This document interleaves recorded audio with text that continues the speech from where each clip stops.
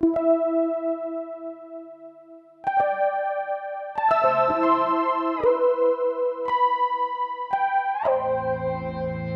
day one, it's definitely been like sci-fi book covers. The colourful worlds you'd see on the front of like Asimov or Clarke, so people like Chris Foss or John Harris, those kind of artists that would create these kind of science fiction worlds that, I want to go there, I want to explore that world, and that's kind of the visual, the kind of vibe we're trying to get with No Man's Sky. For the inspiration for the creatures is mostly just from like real life, like I have a huge Pinterest board just full of creatures from, the world, glowing things and tendrils and we kind of find different ways of using those in different creatures.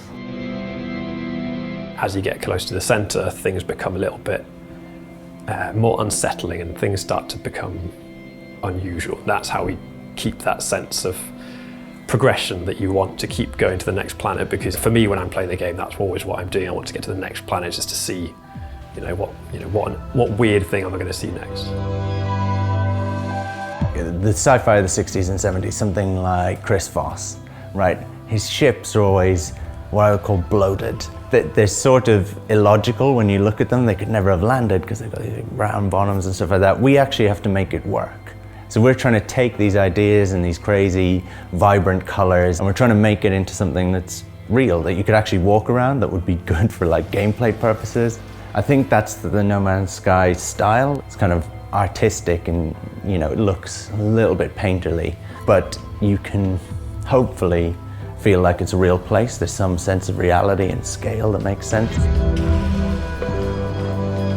When the guys, because originally there were 4 of the guys, kind of putting together the very base structure of the game, when they started talking about creating a procedural game, it's pretty much the first time that I'd heard that word used so frequently, It's the first time I've done any procedural art. You get much more value for the individual parts you make. You're not making a part and then that's it. That part gets used on loads of different creatures or ships and stuff.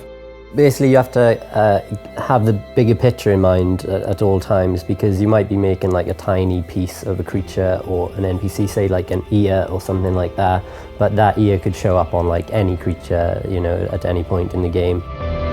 It's definitely been a big learning process, but it's just so interesting to see all the kind of things it comes up with, creatures that we didn't think would be flying around or walking on 2 feet, and you just, you'd never, as an artist, be like, oh, I'm just going to make this creature do this, but it's just really interesting to see all the variation. It's very easy to create a system that produces thousands of different looking objects or different looking trees and things, but to actually create a system that produces thousands of interesting looking objects, things that you actually, as an artist, you might build them by hand, that's where the system becomes really difficult. So we have a really complex kind of color theory system. So they all obey rules like leaves having complementary colors compared to the grass and things like that. And the same goes for kind of silhouettes. So if a planet's very hot, we'll have things like everything kind of becomes a little bit more dried out. You'll get more sharp shapes. A planet has a personality. That's kind of what we're going for.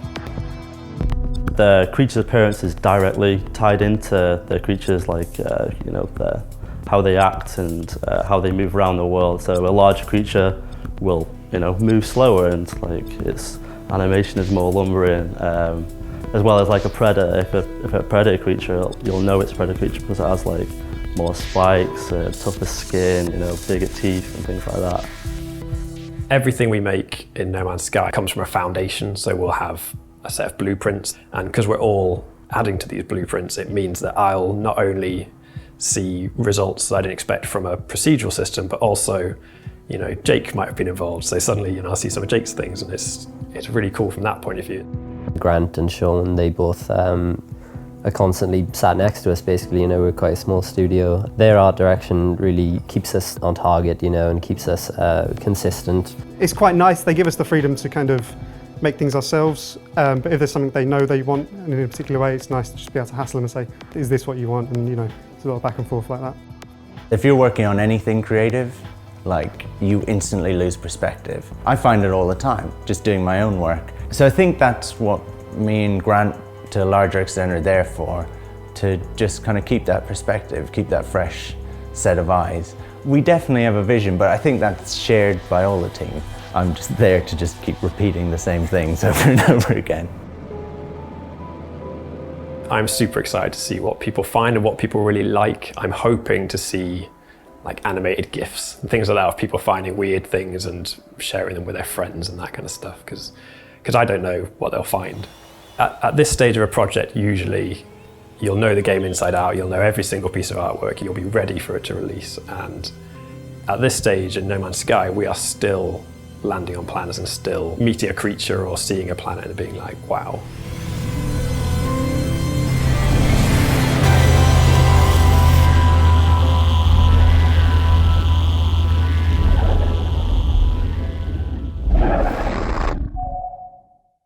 PS4 for the players.